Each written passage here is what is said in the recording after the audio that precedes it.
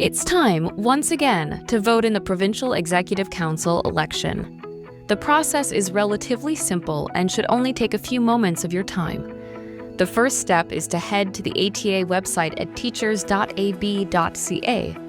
From this page, there are two routes you can take to get to the voting page.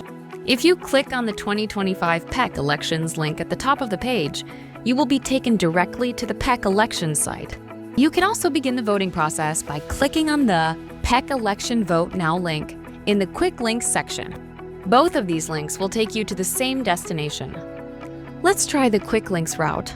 You should be taken to a page that contains two links, one that will allow you to review the candidates and their platforms before you cast your ballot, and one that will begin the voting process.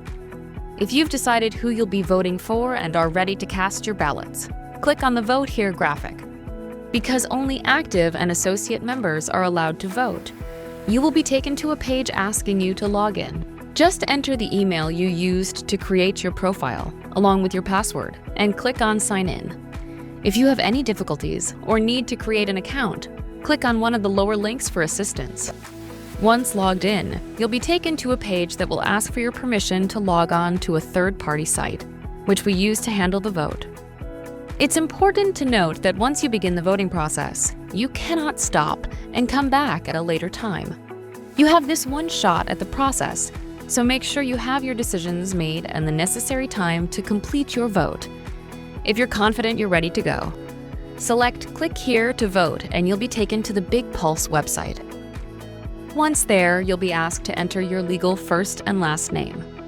You'll also be asked to make a declaration regarding your membership status. Please read this very carefully. Then indicate whether you are an active or associate member of the ATA. Once you have entered your information, hit the Submit button found near the bottom of the page. This will take you to the review page and allow you to confirm the information you've just entered. Near the bottom of the review page, you'll once again see a Submit button.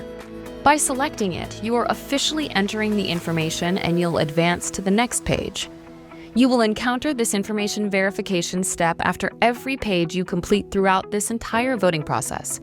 As an associate member, you will need to determine which geographic area in which you will vote. If you are employed by a school board or local, you will vote in their district's geographic area.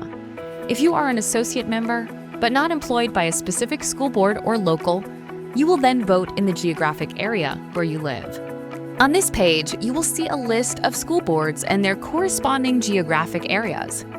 In this case, the associate member does not work for a school board or local, but lives in Fort McMurray, which is within the geographic boundaries of the Fort McMurray Public or Separate School Division. So the geographic area they would vote in is Edmonton McMurray. Once you've determined your area, select it in the box below.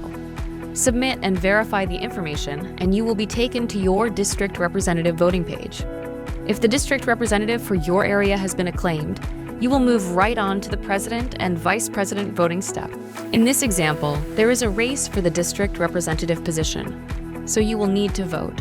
In some districts, you are allowed to select more than one candidate. The information on how many candidates you can select for your area will be found at the top of the vote box. Choose the candidate or candidates you wish to vote for by clicking on the boxes next to their names. Once you've made your choice, click Submit, and you'll be taken to the verification page. Check to make sure your votes are correct. If you made an error or changed your mind, don't worry. You're still able to change your votes by hitting the back button. Make sure you are using the back button on the web page and not the back button on your browser. Make your corrections. Click on Submit. And we're back to the review page. Verify your changes have registered and click Submit to confirm the information. Your next step is to vote for the president and vice president. If both those positions have been acclaimed, you'll be taken directly to the Sign Out page.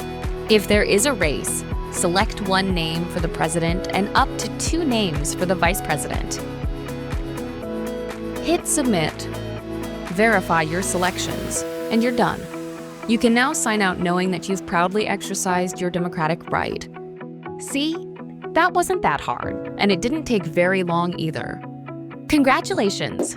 You've successfully voted in this year's PEC elections.